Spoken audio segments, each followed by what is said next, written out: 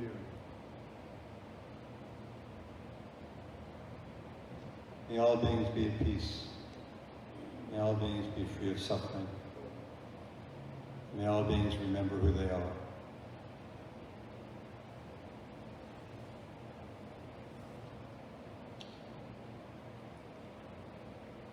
The kingdom of heaven is within you. The doorway to the kingdom of heaven is the heart of a child. The power of being in the kingdom of heaven, not the power to control, the power to create. The power to create differently than what we might have created before. Because that's what freedom is about. Freedom is the act of creation. And the act of creation different than what I might have had before.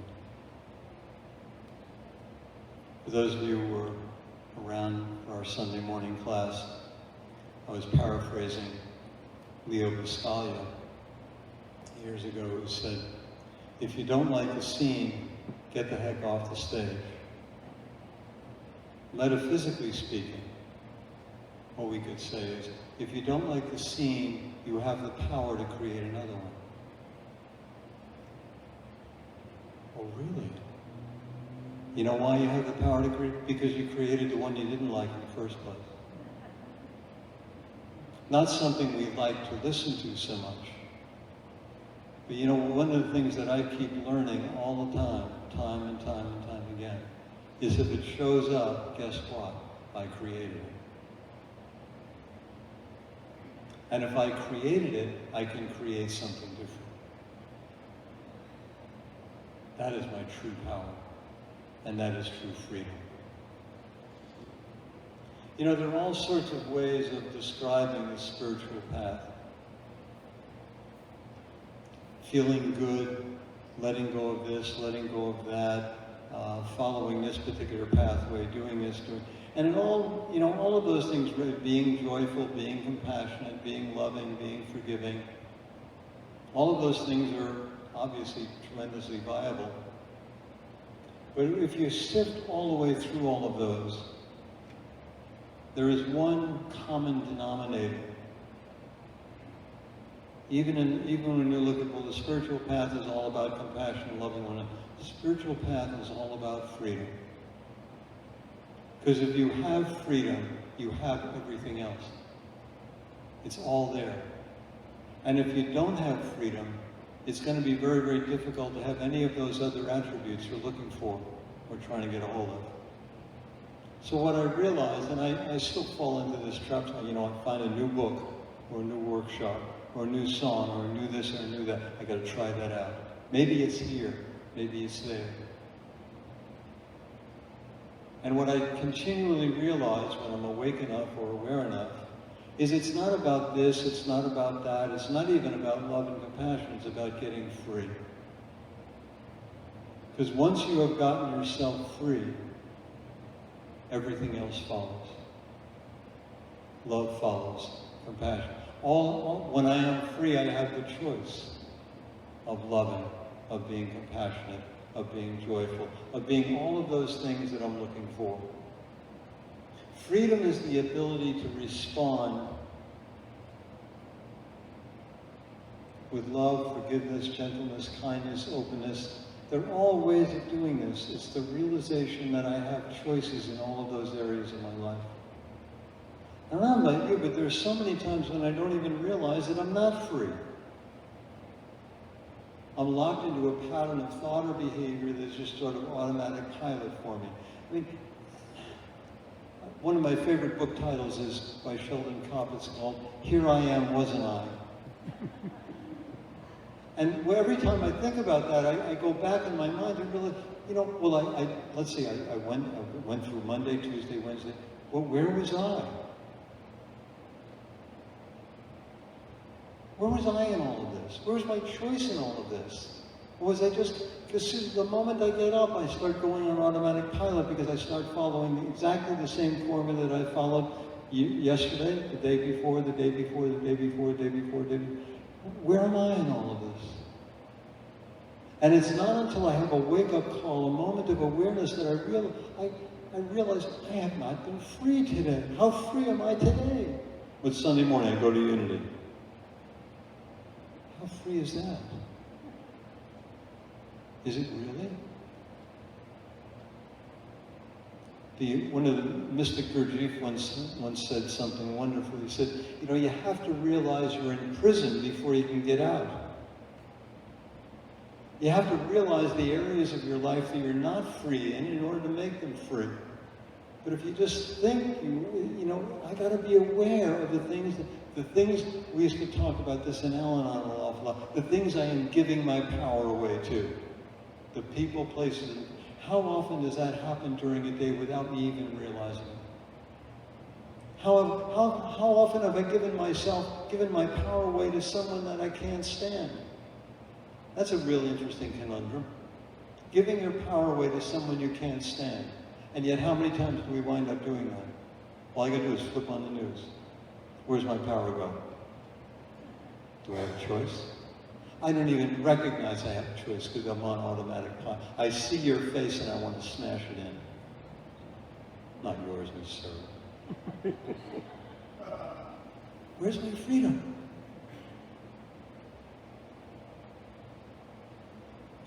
Freedom is not what we think it is. From the ego's perspective, freedom is doing everything I want to do whenever I want to do it, with no consequences. Now, we all recognize what that's like, I think. But if we sit with that just even for a moment or so, we realize how ridiculous that is and how childish it is, because it's not possible. Unless I'm the only free person on planet Earth, okay, then I can keep doing whatever I want to do, and you're going to have to suffer the consequence. But, you know, if I look at, if that's my idea of freedom, you have the same idea of freedom, it's not going to be terribly long before my idea of freedom and your idea of freedom start clashing with one another. And then we're going to have to find out who's right. Doesn't work.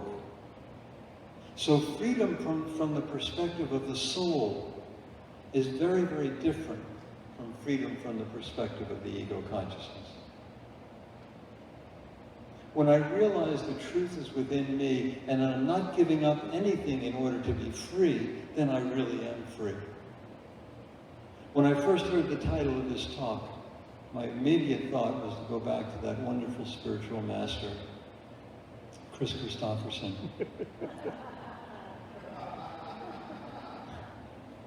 By the way, I think he is. He's a classic one-liners. One of the most classic one-liners is, freedom's just another word, and nothing left to lose. And I thought that was so horrendous and so negative when I first heard it. And the longer I sat with it, I got this image of Buddha dancing around singing this song to himself, freedom's just another word for nothing left to lose. Because that's exactly what it is. Freedom is being free of all attachment. There's nothing that's tying me down. Nothing is holding me. Not even my own thoughts about myself, not my thoughts about you, not your thoughts about me. Freedom's just, I've got nothing to lose because I didn't have anything to begin with. Is this my body? Is this my church? Is this my sermon? Is this my moment? Of course not. How ridiculous. It's ours. And it's not even just ours. It's all those spiritual beings who are yearning for exactly the same thing we're yearning for, even though the outsides might look different. How free are you today? How free am I today? How much stuff am I carrying with me? You know, it's interesting that the Latin word for baggage is impedimenta. I remembered that from freshman Latin class. Very few things I remembered from that, but that was one that stuck with me. And that's exactly what the baggage is impediments. How much baggage are you carrying with you? Have you let go of any of it, or are you collecting more? I don't know about you, but I'm getting older every minute. And I'm getting a little bit more tired of carrying so much baggage around with me. Can I let go of something? Can I let go? Can I even begin to start letting go of stuff that no longer serves me? Patterns of thought and behavior that just, they might have served me at one time in my life, but they just don't work anymore. Can I let them go? Can I be free of those things that I need to be free of?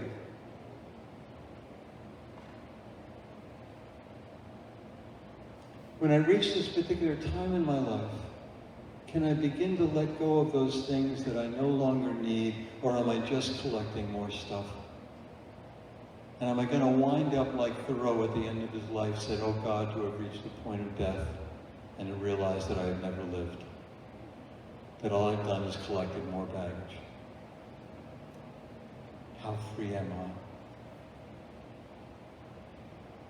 I?" Thomas Merton translated this from the Chinese years and years ago. It was called a poem called The Archer. When the archer is shooting for nothing, he has all of his skill. If he shoots for a brass buckle, he is already nervous. If he shoots for a prize of gold, he goes blind or sees two targets. He's out of his mind. His skill has not changed, but the prize divides him. He cares. He thinks more of winning than of shooting, and the need to win drains him of power. I came across something like that personally. A couple of weeks ago, Phil asked me to do some music for a Sunday service, and I became so attached to my performance that I lost it. I became so attached to what I thought other people might want that I lost it. I was shooting for a brass buckle or a prize of gold, and I went nuts. I saw two targets. I went out of my mind.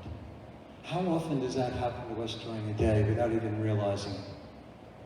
How many times have I become, I'm not sure why I'm in the Al-Anon mode this morning, but I guess I am.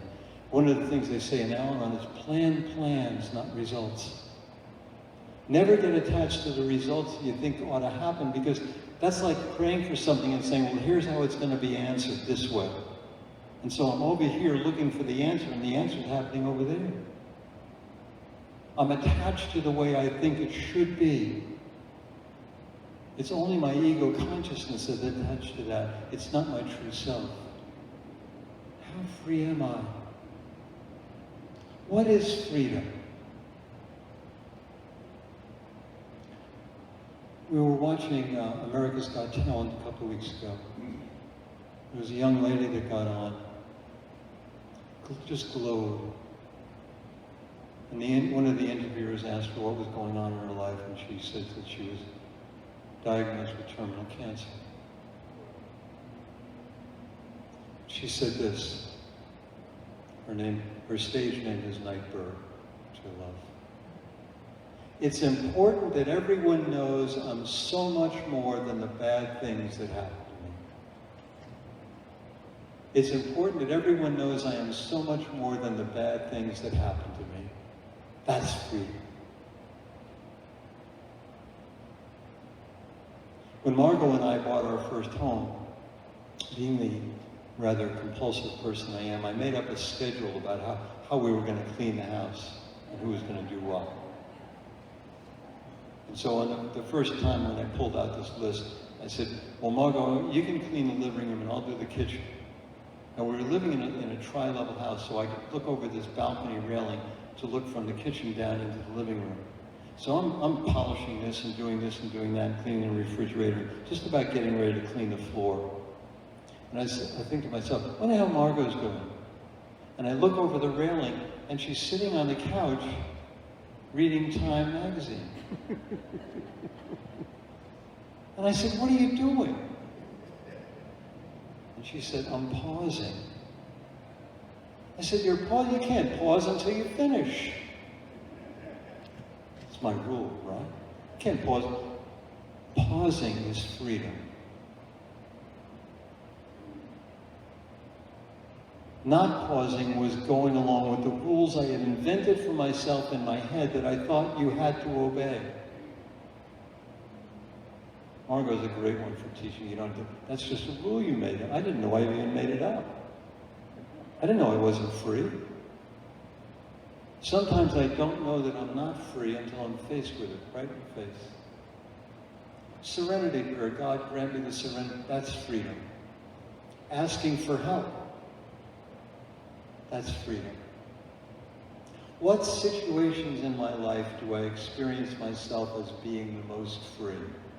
That would be a really great direction to go in. Instead of analyzing your life and saying, where am I not free? What areas in my life am I experiencing myself as being the most free? Or another way of saying that, where is God? Where is love most obvious to me or for me?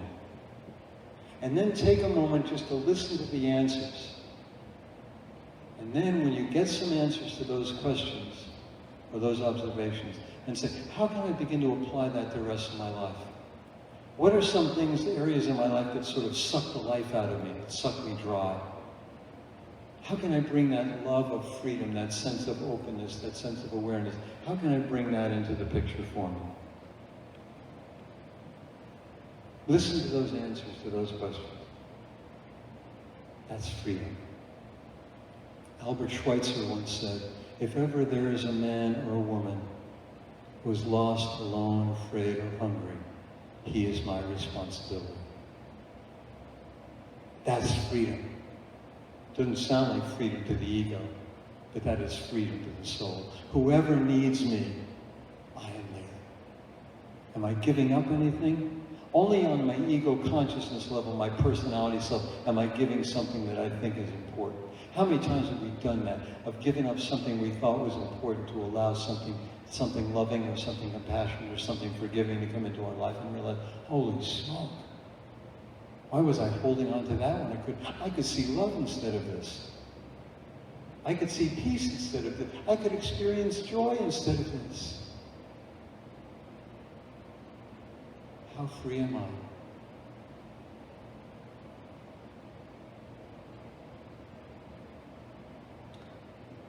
That wonderful Lady Nightbird ended her session by saying this.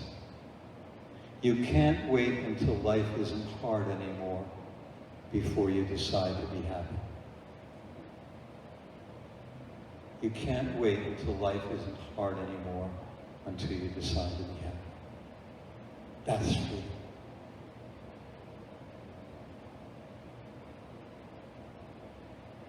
What is freedom for you today, this morning, or early this afternoon?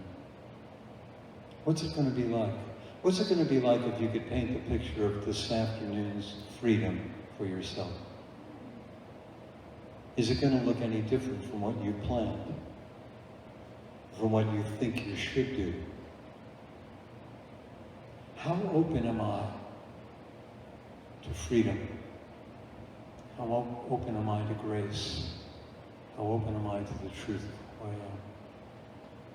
And once I am able to be open to the truth of who I am, what some people would refer to as the freedom of the sons and daughters of God, when I'm open to that as being my truth, how open then am I to seeing the truth and that freedom in you?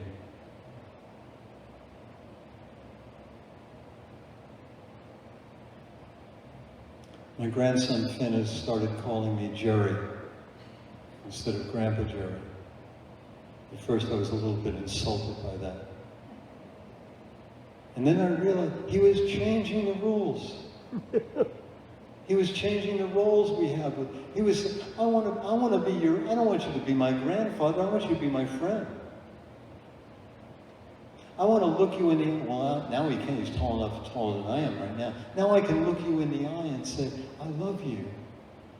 Not as a grandfather, not because I should, but because I do. I said, wow. And I had to say that out loud. What a gift. How free am I today? How am I going to honor somebody else's freedom today when it gets in the way of my ego consciousness? Can I be free enough to allow you to be free? Can I be free enough to allow you to be free? Can I be free enough to allow myself to be free? May all beings be at peace. May all beings be free of suffering. May all beings remember who they are. God bless.